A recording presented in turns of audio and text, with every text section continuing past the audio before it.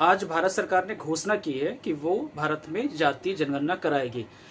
कई बार हमें लगता है कि जातीय जनगणना की मांग जो है वो बहुत नई है और भारत में ऐसा पहले नहीं होता आ रहा था, जबकि ये सही तथ्य नहीं है। 1931 में आखिरी जातीय जनगणना हुई थी और उसके बाद 1941 में, चूंकि वर्ल्ड वार चल रहा था, इसलिए जनगणना नहीं हो पाई थी। आजाद भारत में पहला जनगणना जो हुआ था वो 1951 में अर्थात 1951 में हुआ, जिसमें कि कहा जाता है कि जातीय जनगणना नहीं हुई थी। सबसे पहले हम ये जानते हैं कि जातीय जनगणना कराने के पीछे सरकार का मकसद क्या था। पहली बात है कि ब्रिटिश सरकार का क्या मकसद था।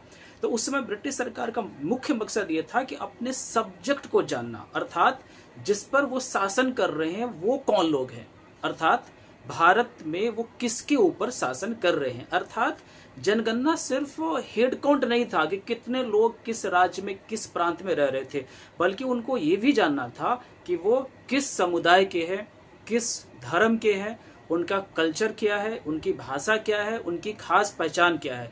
अगर आपको ये पता हो कि किसी समुदाय की खास पहचान क्या है, भाषा क्या है, कल्चर क्या है, उनकी जो मुख्य संबंध किन जातीय समुदायों से है, उनकी संघर्ष झगड़े किन से है, तभी आप बेहतर शासन कर सकते हैं। उदाहरण के लिए, जब हम कहते हैं कि अंग्रेजों ने फूट डालो राज करो की नीति अपनाई, तो उनको ये पता था कि किन समुदायों के बीच में झगड़ा है और ये कैसे पता चलेगा, उनकी संख्या कैसे पता चलेगी, वो कहाँ रहते कैसे पता चलेगा, तो जनगणना के थ्रू पता चलेगा। और ये ऐसी जनगणना वो पूरे दुनिया में जहां भी राज करते थे वहां भी ये करते थे। इसके पीछे एक दूसरा मकसद ये था कि अगर स्टेट वेलफेयर करना चाहे, सामाजिक रूप से भलाई करना चाहे, वेलफेयर जो प्रोग्राम है उसको इम्प्लीमेंट करना चाहे, तो कैसे करेगी। इसके लिए भी जरूरी है कि उनके जो सब्जेक्ट है वो उसकी आर्थिक हालत कैसी है, उसकी जो सामाजिक स्थिति कैसी है। जब जानेंगे तभी आप जो सोशल वेलफेयर प्रोग्राम है उसको इम्प्लीमेंट भी कर पाएंगे। और इस तरह की जनगणना ब्रिटिश गवर्नमेंट दुनिया के बाकी देशों में जहां वो राज कर रही थी सिर्फ वही नहीं करवा रही थी, अपने देश में भी अर्थात ब्रिटेन में भी करवा रही थी कि कितने ब्लैक है, कितने व्हाइट है, उसमें किस समुदाय के कितने लोग हैं। जब देश आजाद हुआ तो पहली जनगणना 1951 में हुआ। तब नेहरू जी प्रधानमंत्री इस देश के हुआ करते थे और ये कहना गलत होगा कि जातीय जनगणना आखिरी बार 1931 में हुई थी, इसलिए क्योंकि शेड्यूल कास्ट और शेड्यूल ट्राइब की जो जनगणना है वो 51 से अभी तक, जो आखिरी जनगणना हुई थी 2011 तक, वो कंटिन्यू रही। किस लिए कंटिन्यू रही? क्योंकि संविधान में जो शेड्यूल कास्ट और शेड्यूल ट्राइब की जो रिजर्वेशन मिला हुआ है वो जनसंख्या के अनुपात में मिला हुआ है। तो जनसंख्या के अनुपात में अर्थात हमको पता होना पड़ेगा कि उनकी जनसंख्या कितनी है। ये कैसे पता चलेगा? जातीय जनगणना के द्वारा ही पता चलेगा, इसलिए उनकी होती आ रही है। इसके बाद जब अटल बिहारी वाजपेयी प्रधानमंत्री थे तो 2001 की जब जनगणना हुई थी तो उन्होंने एक नई चीज ऐड किया था कि धर्म भी लोगों से पूछा जाए कि वो किस धर्म को फॉलो करते हैं। उसके पहले की जो जितने भी डाटा है धर्म के आधार पे वो सारे एक काल्पनिक अनुमान के तहत है। जो ऑफिशियल जो डेटा आया अटल बिहारी वाजपेयी के निर्णय के बाद ही आ रहा है, उसी के द्वारा हम कह सकते हैं कि किस धर्म के लोग, कितने लोग भारत में रहते हैं। अब आते हैं कि जातीय जनगणना से हमारा जो आज के संदर्भ में क्या मतलब है। तो आज के संदर्भ में जो पिछड़े लोग हैं वो डिमांड कर रहे थे कि हमारी जनगणना हो। और हमारी जनगणना क्यों हो? क्योंकि हमें रिजर्वेशन चाहिए। रिजर्वेशन अब फिर बात है कैसे, क्यों चाहिए? क्योंकि बार बार जब रिजर्वेशन की बात उठती है, लोग सुप्रीम कोर्ट में जाते हैं तो सुप्रीम कोर्ट ये कहती है कि आपकी जनसंख्या कितनी है। जब जनसंख्या पता होगा तभी तो आरक्षण देंगे। तो अब चूंकि हमारे पास कोई भी आधिकारिक डेटा नहीं है कि शेड्यूल कास्ट और शेड्यूल ट्राइब के अलावा जो सामाजिक समूह है उनकी जनसंख्या कितनी है। और जब अर्जुन सिंह ने जो मनमोहन सिंह सरकार में जब उन्होंने ओबीसी को उच्च शिक्षा में आरक्षण देने की बात कही थी तब भी ये मैटर सुप्रीम कोर्ट में गया था। ईट फॉर इक्वालिटी गई थी, बाकी लोग भी गए थे, सहयोग से मैं भी सुप्रीम कोर्ट गया था, मैं भी एक पार्टी था। तो तब भी एक मुद्दा उठा था, उसी के बाद से डिमांड की जा रही थी कि ओबीसी की जनगणना हो। इसके लिए फिर सरकार ने, जो केंद्र सरकार थी, वो NSS report, sorry national sample survey organisation NSSO का उसने हवाला दिया था। NSSO एक भारत सरकार का एक अंग है जिसका काम है पूरे देश में अलग अलग विषयों पे सैंपल करना। तो अलग अलग टाइम में NSSO अर्थात नेशनल सैंपल सर्वे ऑर्गेनाइजेशन ने बताया, अलग अलग डेटा दिया कि ओबीसी की संख्या है। बाद में कई आयोग बने, कई कमेटी बनी, उन्होंने अलग अलग रिकमेंडेशन दिए। अब सवाल उठता है कि जब तक आप पूरी जनगणना नहीं करेंगे, कुछ अनुमान लगा लेंगे या फिर सैंपल सर्वे करेंगे, तो उसमें पूरी बातें सामने नहीं आती है।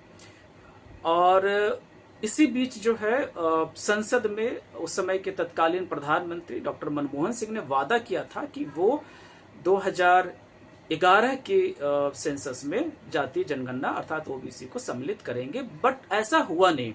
फिर इलेक्शंस आने लगे तो फिर आनन फानन में एक सामाजिक आर्थिक जनगणना की बात करी गई, लेकिन बाद में उसको कभी भी संसद में टेबल नहीं किया गया, कभी भी उस डेटा को जारी नहीं किया गया। उस समय जो पी चिदम्बरम मंत्री थे, उन्होंने कहा, बाकी मंत्रियों ने कहा कि उस डेटा में बहुत त्रुटि है, इसलिए हम उसको जारी नहीं कर रहे हैं।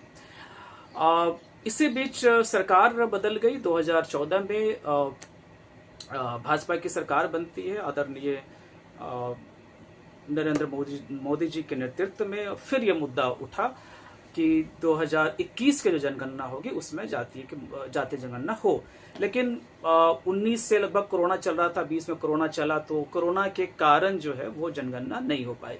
इसी बीच एक और भी बहुत सारी पॉलिटिकल घटना घटती है जो कि आज जो सरकार घोषणा की है उससे रिलेटेड है। सरकार 2 अक्टूबर 2017 को जस्टिस जी रोहिणी के नेतृत्व में एक अति पिछड़ा आयोग बनाती है।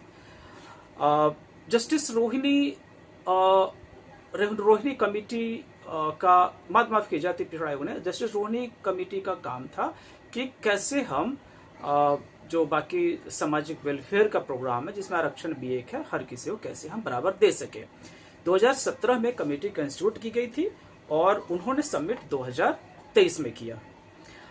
2023 में सबमिट कर दिया, तो फिर अब उसको लागू करने की बात उठ रही थी। इसी बीच 2024 में जब इलेक्शंस हुए तो भी सरकार से मांग की जा रही थी कि जस्टिस रोहिणी कमेटी कब इम्प्लीमेंट होगा।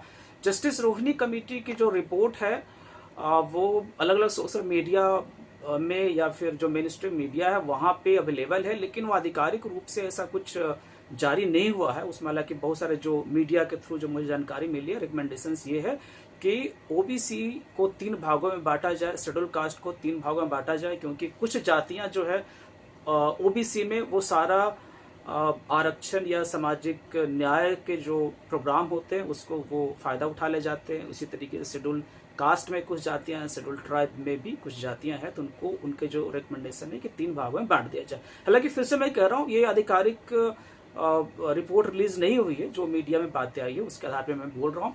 और पिछले महीने मैं कंस्टिट्यूशन क्लब में था, और कंस्टिट्यूशन क्लब दिल्ली में जो है वहाँ जस्टिस रोहिणी कमेटी के 2 सदस्य आए हुए थे। उन्होंने भी इस बात को कहा था कि ये उसकी जो है बेसिक रिकमेंडेशंस है।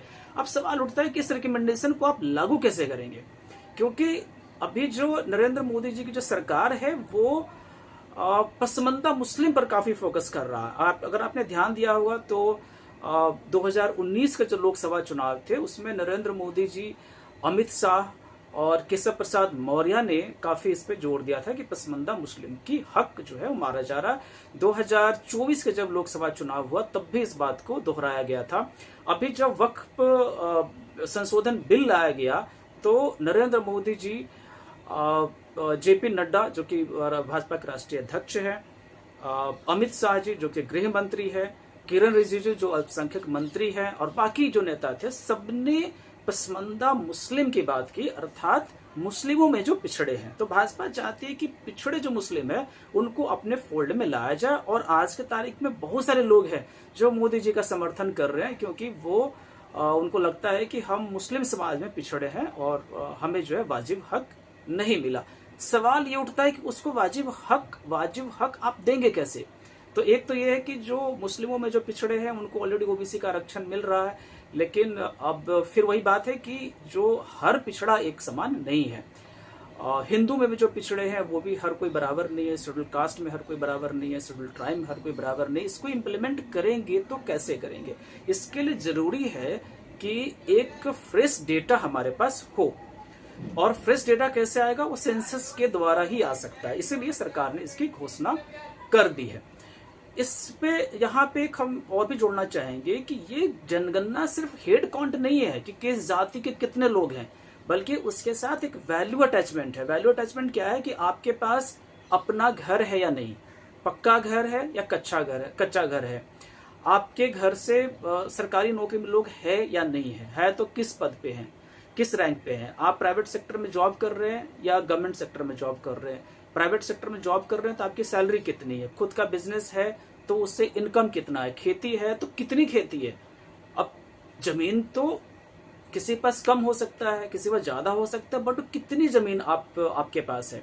तो अगर हम मंडल कमीशन रिपोर्ट को ध्यान से देखें यहाँ पे इस संदर्भ में, तो मंडल कमीशन रिपोर्ट ने जो आरक्षण की बात कही है उसमें कुछ पैरामीटर्स है, वो सिर्फ जाति के आधार पे नहीं है। उसमें ये पैरामीटर्स है कि आपके परिवार से लड़कियां पढ़ती है नहीं पढ़ती, लिटरेसी रेट क्या है, गवर्नमेंट जॉब में आपका पार्टिसिपेशन कितना है, पॉलिटिक्स में पार्टिसिपेशन कितना, आपके पास जमीन कितनी है, आपके पास घर है कि नहीं है। तो ये सारे पैरामीटर्स सेंसस में ऑलरेडी होते हैं। अभी तक जो हुआ, चाहे वो 51 में, 61, 71, 81, 91, 2001, 2011 तक सब में डेटा इकट्ठा किया जा रहा था, और शेड्यूल कास्ट शेड्यूल ट्राइब के लिए था ही, और बाकी जो है उनसे ही पूछा जा रहा था। इस बार उसके साथ साथ एक जाति के कॉलम भी होगा। यहाँ पे एक चीज मैं जोड़ना चाहूंगा कि बिहार में नीतीश कुमार जी ने जातीय जनगणना कराई थी। हालांकि उस पर काफी विवाद हुआ था। जब वो शुरू हुआ था तब नीतीश कुमार जी भाजपा के साथ थे, तो हम कह सकते हैं कि भाजपा की सहमति से ही शुरू हुआ था। लेकिन जब जारी हुआ तो वो आरजेडी के साथ थे, तो आरजेडी बेवजह जो है वो क्रेडिट लेने की कोशिश कर रही थी। और ये बात इसलिए भी अब साबित हो जाती है क्योंकि मोदी जी के नेतृत्व में खुद भारत सरकार कह रही है कि हम जातीय जनगणना कराएंगे। अब सवाल है इसका फायदा नुकसान क्या होगा। सबसे बड़ा जो इमीडिएट रीजन है जो मुझे लग रहा है वो ये है कि रोहिणी कमीशन को लागू करना। और रोहिणी कमीशन तभी लागू हो पाएगा जब हमारे पास डेटा होगा, क्योंकि कोई भी सुप्रीम कोर्ट चला जाएगा, सुप्रीम कोर्ट के जज सिंपल से बात वो एक ही बात कहेंगे कि आप डेटा दिखाइए। अब बिना डेटा के आप कैसे आप कोई भी प्रोग्राम इम्प्लीमेंट कर सकते हैं। तो ये एक इमीडिएट फायदा हुआ। फायदा ही मैं कहना चाहूंगा। अब पॉलिटिकल इम्प्लीकेशंस क्या होगा? पॉलिटिकल इम्प्लीकेशंस ये होगा कि मुस्लिमों में जितने जो पॉलिटिकल पार्टी है बड़ी, कांग्रेस सहित, वो मुस्लिमों में एक तबके को तरजीह देती है, दूसरे तबके को छोड़ देती है, और बाकी जो है वहां भी बाकी लोगों को प्रतिनिधित्व नहीं है। तो भाजपा चाहती है कि ऐसे जो लोग हैं, चाहे मुस्लिम समुदाय खास करके, वो ज्यादा फोकस कर रही है। और इसके कारण ये एक फायदा हुआ है। अब ये भाजपा के बहुत बड़े बड़े जो आलोचक थे, अब वो ये नहीं कहते हैं कि वो जब भाजपा सरकार आएगी तो गुजरात जैसा दंगा करवा देगी, ये करवा देगी, वो करवा देगी, पाकिस्तान भेज देगी, पता नहीं क्या क्या लोग बोलते रहते हैं। बिल्कुल अब विरोधी भी चुप हो गए हैं, और खुद मुस्लिम समुदाय भी अब इस बात को समझने लगा है कि ऐसी कोई बात नहीं है। और गुजरात दंगे के ऊपर आदरणीय मोदी जी ने इंटरव्यू भी दिया था। उसने कहा था कि मैं कुछ दिन पहले ही मुख्यमंत्री बना था, तो उसके लिए अब सारी कोर्ट नहीं माना कि वो जिम्मेदार नहीं थे। हालांकि इंसिडेंट जो हुआ गलत हुआ।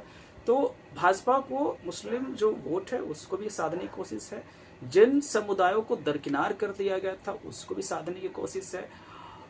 दलित समाज की मैं बात करूं तो मायावती जी एक बेताज बादशाह, हालांकि उनकी कोई आज की तारीख में मेंबर ऑफ पार्लियामेंट नहीं है, एक विधायक था शायद, वो भी छोड़ के चला गया है।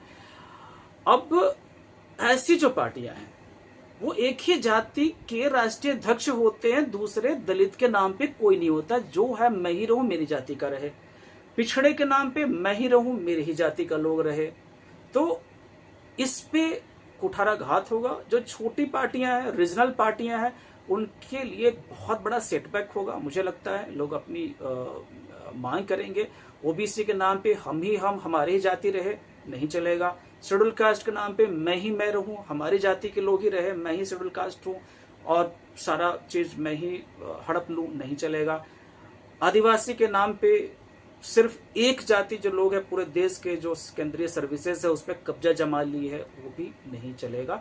तो ये जो इसके पॉलिटिकल इम्प्लीकेशंस हुए, सामाजिक इम्प्लीकेशंस क्या होगा कि बिहार में जब अति पिछड़ा को आरक्षण दिया गया, महादलित जब बनाया गया, उसमें जेडीयू और भाजपा दोनों मिल करके ऐसा उन्होंने किया था। तो उसके फायदा ये हुए कि जो दलितों के जो बहुत नीचे तबके थे उनको बहुत ज़्यादा फायदा हुआ, वो भी अब मिनिस्ट्री में आने लगे, चुनाव जीतने लगे, सरकारी नौकरियां मिलने लगी।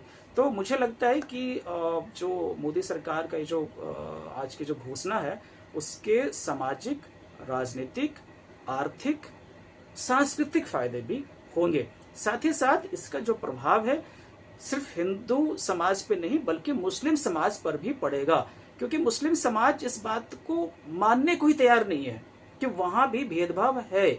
उदाहरण के लिए जब वक्फ बोर्ड पे संशोधन बिल पे जब बहस चल रहा था, मैंने पूरा लोकसभा राज्यसभा का बहस देखा शुरू से लेकर आखिरी तक।